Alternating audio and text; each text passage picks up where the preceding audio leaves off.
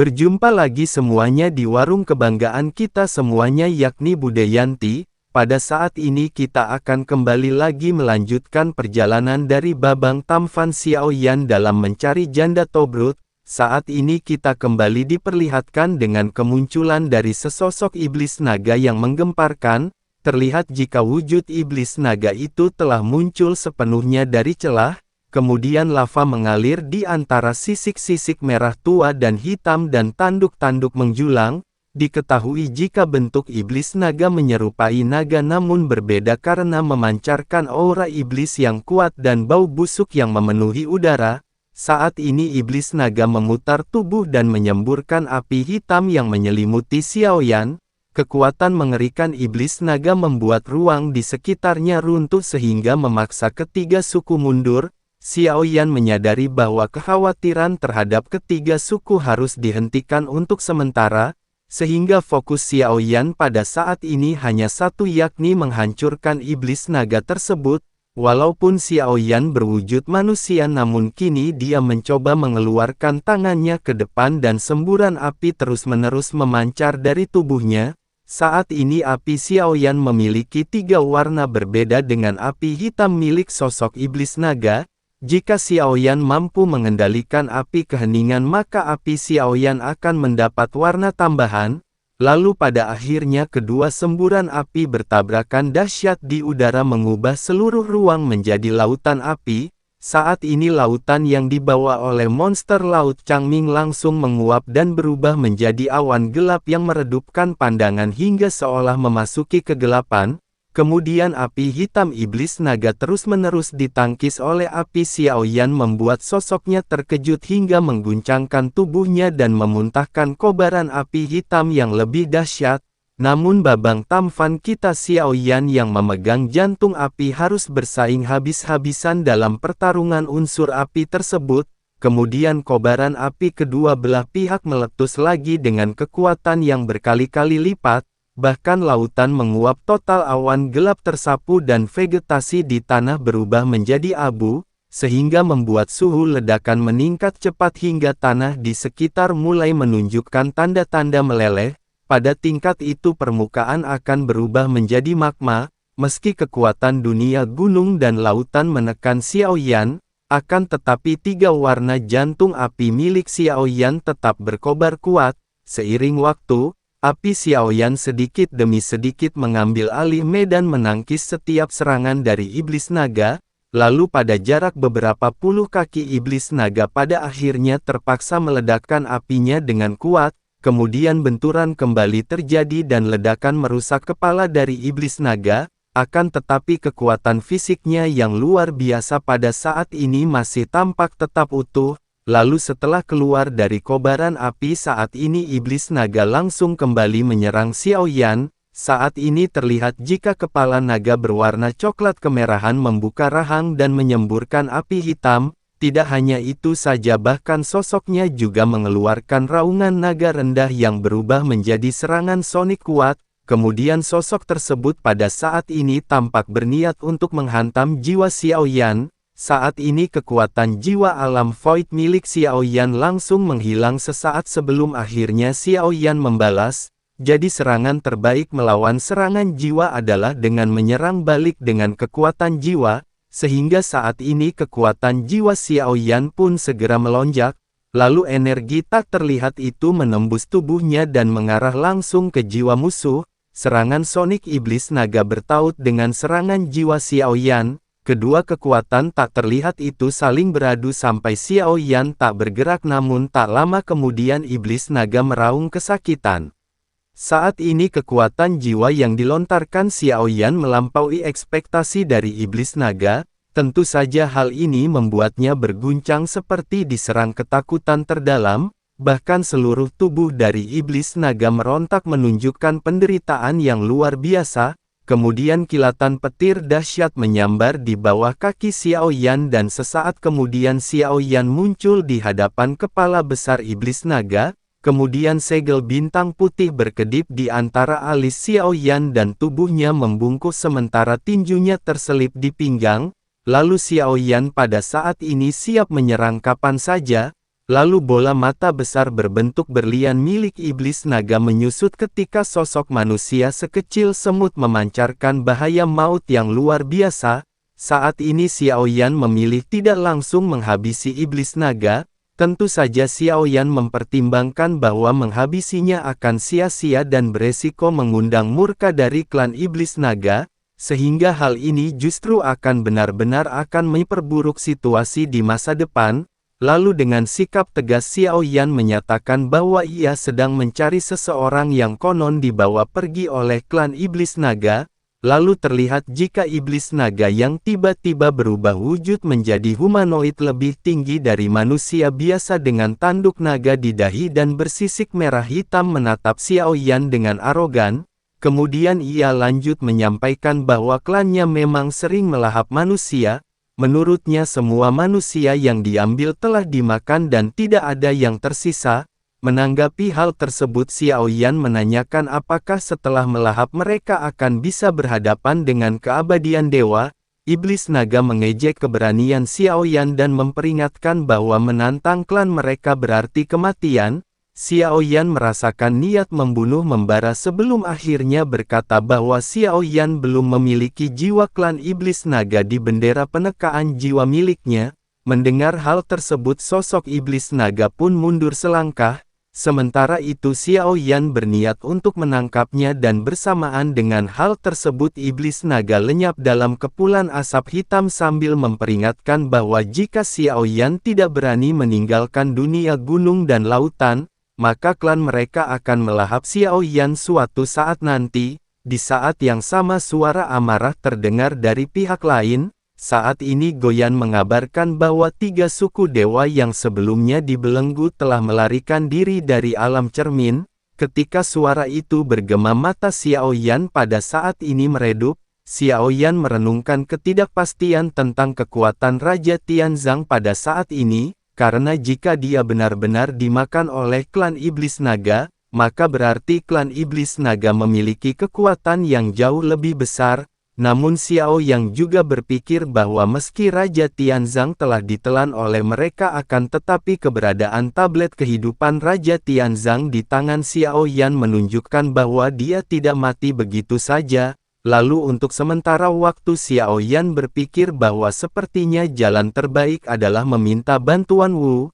Lalu jika waktu memungkinkan maka Xiao Yan akan pergi sendiri atau mencari kesempatan. Akan tetapi kondisi Raja Tianzang belum jelas dan penundaan bisa berakibat fatal. Sebelum meninggalkan tempat itu Xiao Yan pada akhir memutuskan kembali mengunjungi istana. Pada saat ini terlihat jika Xuan Yuanji tidak duduk di singgah sana dan justru melainkan mondar-mandir penuh kecemasan. Lalu begitu melihat Xiao Yan Xuan Yuanji merasa lega karena Xiao Yan selamat. Apalagi hanya ada sedikit orang yang sanggup diburu namun masih bisa bertahan. Xiao Yan pada saat ini segera mengatakan bahwa dia memiliki cara untuk meninggalkan dunia Sanhai dan bertanya apakah Xuan Yuanji bersedia pergi. Xuan Yuanji mengerutkan kening dan berpikir sejenak sebelum akhirnya menolak. Xuan Yuanji yakin tidak ada tempat bagi umat manusia mereka di dunia Sanhai sekarang jika ia pergi. Selain itu jutaan jiwa di kotanya juga pasti akan langsung hancur oleh para monster. Kemudian Xuan Yuanji berjanji kepada Xiao Yan bahwa ia akan membalas budi Xiao Yan jika Xiao Yan benar-benar bisa meninggalkan dunia Sanhai. Mendengar hal tersebut Xiao Yan memahami bahwa kebimbangannya mungkin berasal dari kekhawatiran akan nasib umat manusia setelah kepergiannya. Dalam diri Xuan Yuanji pada saat ini Xiao Yan melihat sifat baru yang jarang muncul sebelumnya, yakni rasa keadilan yang tumbuh dari penderitaan panjang akibat penindasan di alam gunung dan lautan. Xuan Yuanji menjelaskan bahwa Xiao Yan telah mengalahkan iblis naga dari klan iblis naga. Tentu saja hal itu menunjukkan kekuatan luar biasa yang membuatnya kagum. Kemudian dia menanyakan apakah Xiao Yan sudah menemukan informasi tentang orang yang sedang dicari olehnya. Kemudian Xiao Yan menjelaskan bahwa dia belum memperoleh kepastian, namun dia curiga bahwa penguasa alam cermin mungkin berasal dari klan iblis naga. Suan Yuanji pun menegaskan bahwa hal itu tidak sepenuhnya benar. Hal itu dikarenakan klan iblis naga pada saat ini hanyalah salah satu dari banyak klan naga dan Phoenix yang mendiami alam tersebut. Kemudian dia menambahkan bahwa hanya klan iblis naga yang memiliki sifat kanibal, lalu sedangkan klan lainnya biasanya tidak akan muncul kecuali bila individu kuat yang mengusik keseimbangan mereka. Suan Yuanji memperkirakan bahwa keberadaan Xiaoyan di alam itu dapat menarik perhatian dua klan besar lainnya, namun bagi Xiaoyan tidak ada alasan untuk tetap tinggal pada saat ini. Selain itu juga Long Yi telah memiliki giok tersembunyi yang melindunginya dan Xiaoyan merasa bahwa waktunya untuk pergi semakin mendesak. Xiaoyan harus segera menemukan Wu karena bertahan sendirian di dunia gunung dan lautan adalah hal yang mustahil, terlebih lagi dengan banyaknya ras di sana yang memasuki manusia. Xiaoyan sadar bahwa menantang seluruh dunia sendirian hanya akan membawa kehancuran. Lalu setelah berpamitan dan memberi salam hormat kepada Suan Yuanji, Xiaoyan pada akhirnya memanggil Long Yi. Saat ini cahaya biru muncul dari pupil mata Xiaoyan dan memecah ruang di sekitarnya membuka celah menuju kehampaan.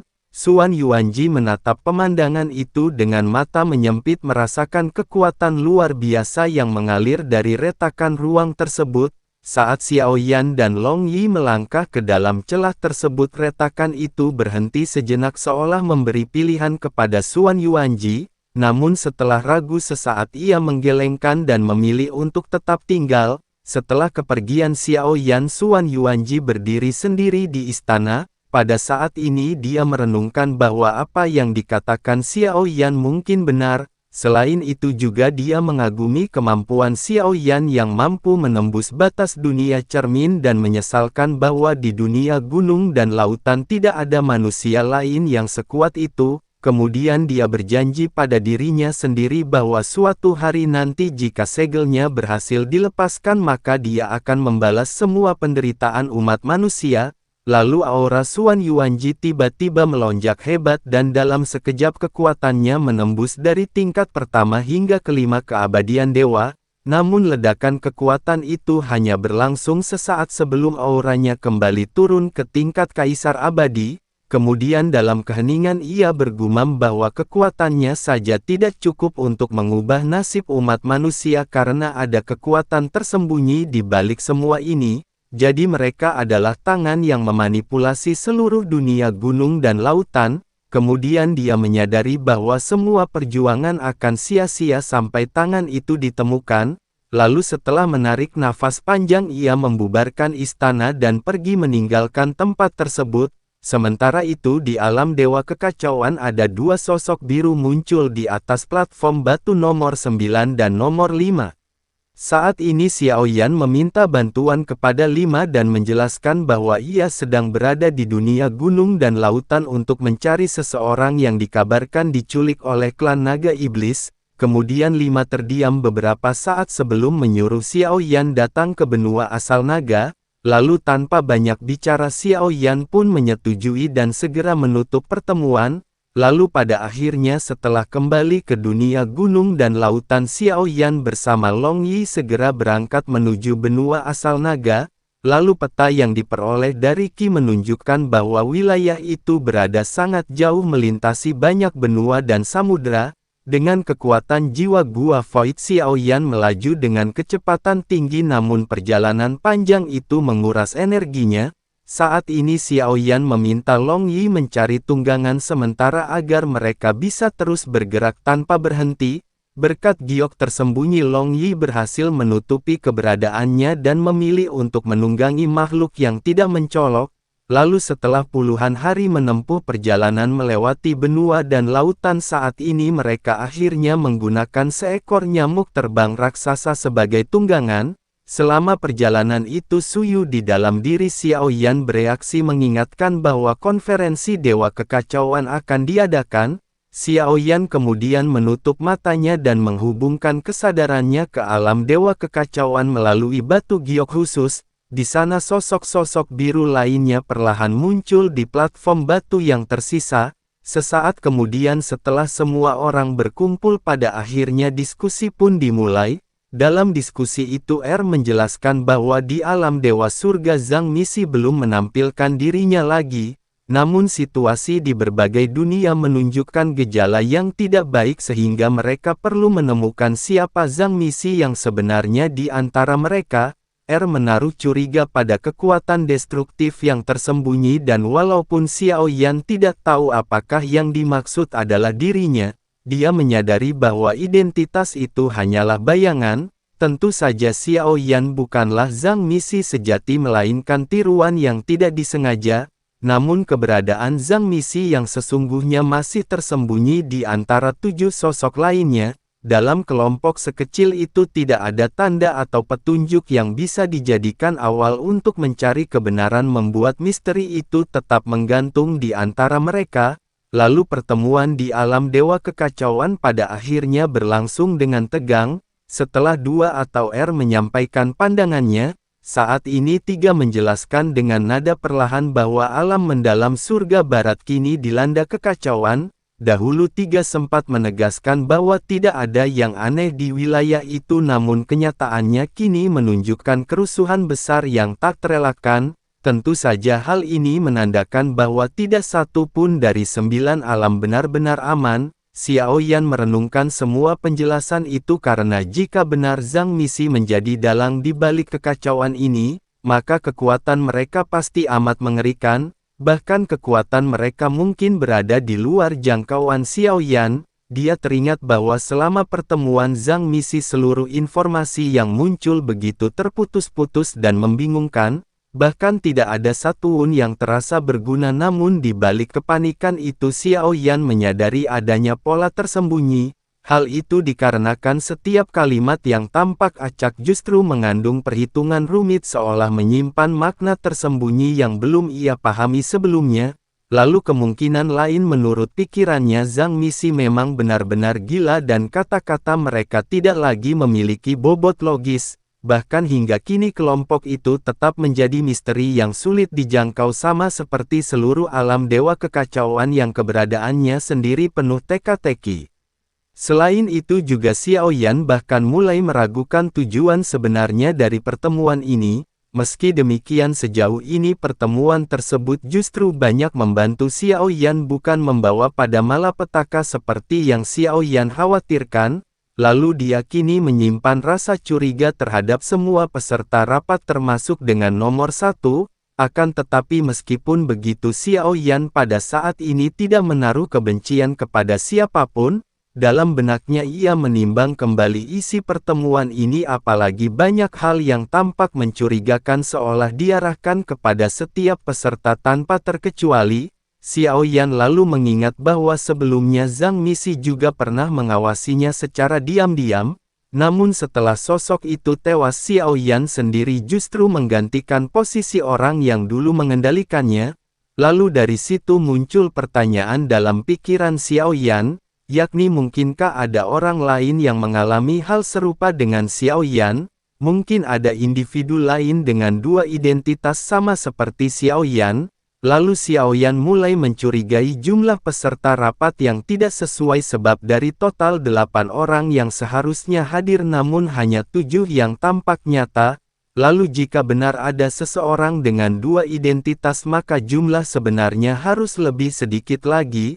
Lalu satu-satunya cara untuk mengungkap kebenaran mungkin dengan bertanya langsung kepada Yi karena hanya Yi yang tampaknya mengetahui lebih dalam tentang apa yang sedang terjadi. Namun Xiao Yan juga memikirkan kemungkinan lain yakni bagaimana jika sosok yang disebut Yi dalam pertemuan ini sebenarnya adalah Zhang Misi itu sendiri. Tentu saja hal ini sejalan dengan apa yang sebelumnya diungkapkan oleh 4. Sosok itu memang banyak membantu Xiao Yan tetapi justru karena itulah kecurigaan semakin kuat. Kemudian dia menyadari bahwa orang yang paling tidak mungkin dicurigai bisa saja adalah pelaku sesungguhnya. Sehingga untuk saat ini ia memutuskan untuk menyembunyikan identitasnya sebagai Zhang Misi nomor 9 dan menunggu waktu yang tepat. Pada saat ini tiba giliran empat berbicara dan terdengar suara Ye Beijing yang berkata bahwa dirinya tidak ingin berbicara terlalu banyak karena takut akan dikeluarkan tanpa alasan. Nada suaranya khas membuat Xiao Yan hanya bisa tersenyum pahit. Sosok Yi kemudian memperingatkannya untuk berbicara dengan benar atau meninggalkan pertemuan selamanya. Lalu seketika pancaran biru tua muncul di atas batu tempat empat berdiri seolah menjadi ancaman halus bahwa pengusiran berikutnya akan bersifat permanen. Ye Beijing segera menenangkan diri dan mulai menjelaskan bahwa Zhang Misi memang sangat misterius. Dia mengaku pernah melihat mereka beberapa kali namun belum berhasil mengumpulkan cukup bukti, sehingga dengan begitu maka dia masih perlu terus menelusuri lebih dalam. Penjelasan itu jelas tidak memberikan jawaban berarti, namun setidaknya membuatnya tidak dikeluarkan dari pertemuan. Lalu giliran berikutnya diambil oleh 5 yang melaporkan bahwa kekacauan di dunia gunung dan lautan berkaitan langsung dengan sosok Zhang Misi. Dia menjelaskan bahwa kekuatan pelahap telah diberikan kepada berbagai ras. Hal itu memungkinkan pemiliknya mencuri sebagian kekuatan dari makhluk yang dimangsa. Selain itu banyak warisan di alam rahasia bermunculan di wilayah tersebut, namun sebagian di antaranya bukan milik dunia gunung dan lautan. Harta-harta ini melainkan hasil manipulasi untuk menciptakan kekacauan. Dari penjelasan itu Xiao Yan menyadari bahwa situasi di dunia gunung dan lautan sudah sangat gawat. Dia teringat bagaimana perebutan antar ras yang pernah dia saksikan bukan lagi sekedar perebutan sumber daya, akan tetapi sudah berubah menjadi pertempuran untuk saling melahap. Lalu barulah kini Xiao Yan memahami bahwa 3 ras dewa yang ditemui sebelumnya telah menipu Xiao Yan. Seperti yang dikatakan 5 kekuatan melahap itu telah tersebar luas ke dunia gunung dan laut bukan hanya di kalangan klan naga iblis. Lalu selanjutnya tiba giliran 6 yakni Suqiantai untuk berbicara.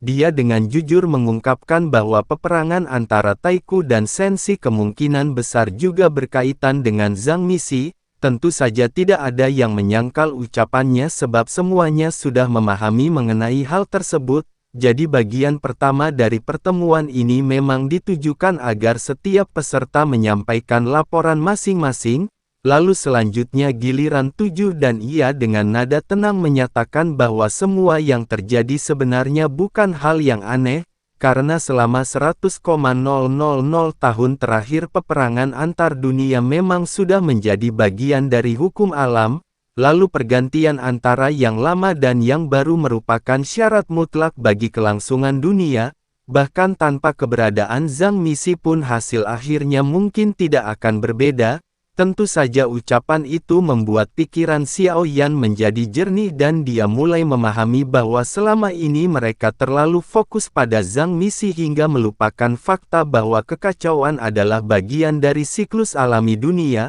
Pertemuan itu kemudian berlanjut hingga sesi pemungutan suara akhir. Saat ini tidak ada satupun yang memilih karena semua memahami bahwa tujuan sebenarnya bukanlah menyingkirkan Zhang Misi melainkan membangun rasa saling percaya di antara para peserta. Xiao Yan menyadari bahwa kepercayaan sejati tidak bisa dipaksakan melalui aturan melainkan tumbuh dari hubungan yang terjalin perlahan. Jadi itulah alasan mengapa pertemuan ini harus dimulai dengan menyingkirkan Zhang Misi tersebut. Hal ini dapat dikatakan sebagai bentuk dan simbol dari penyucian serta pembentukan kepercayaan baru. Lalu selanjutnya tiba giliran 8 dan suasana pada saat ini menjadi hening.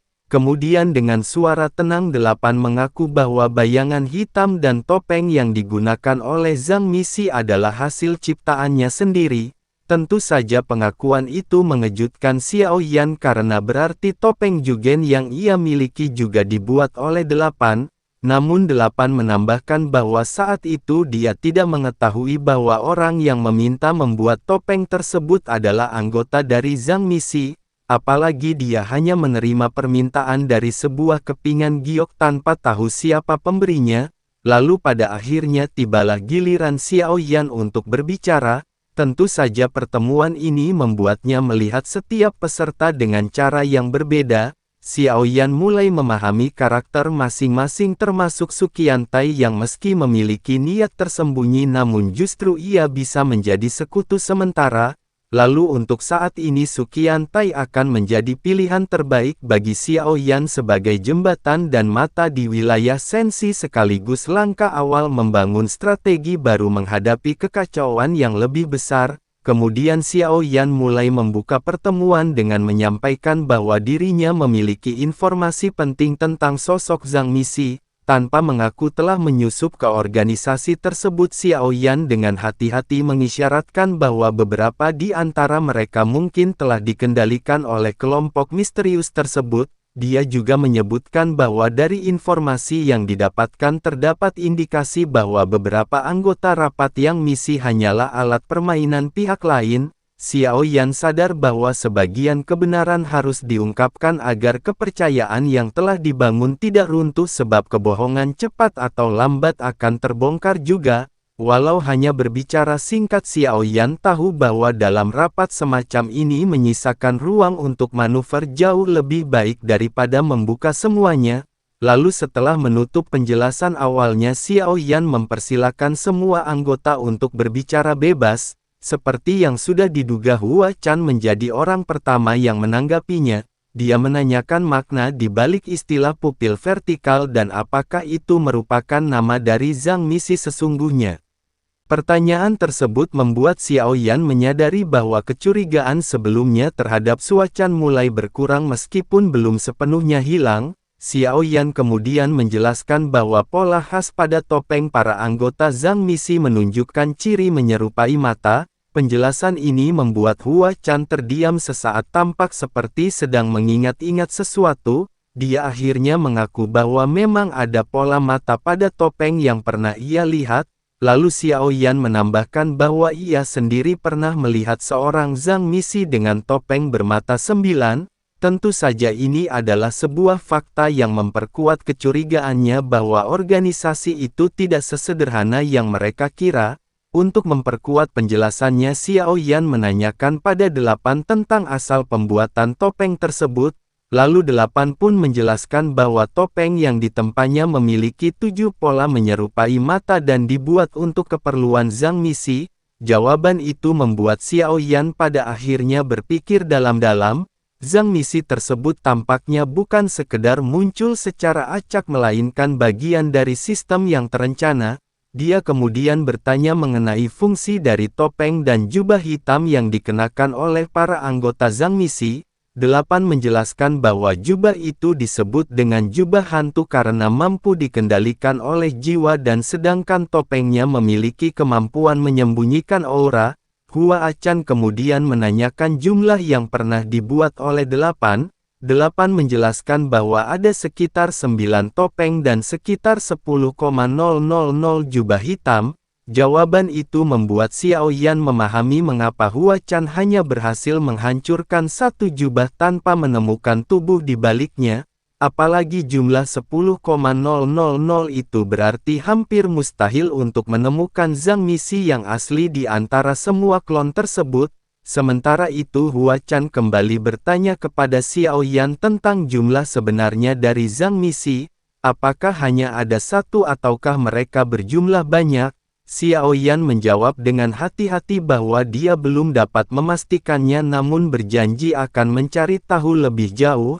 Dalam hati Xiao Yan memahami bahwa dirinya tidak mungkin menjawab jujur. Termasuk dengan Xiao Yan ada 9 anggota dalam rapat yang misi. Namun mengatakan kebenaran sama saja dengan membuka identitas asli Xiao Yan. Bahkan jika Xiao Yan menjelaskan pun tak seorang pun akan mempercayainya sebab menghabisi seorang Zhang Misi dan menggantikannya terdengar seperti hal yang mustahil.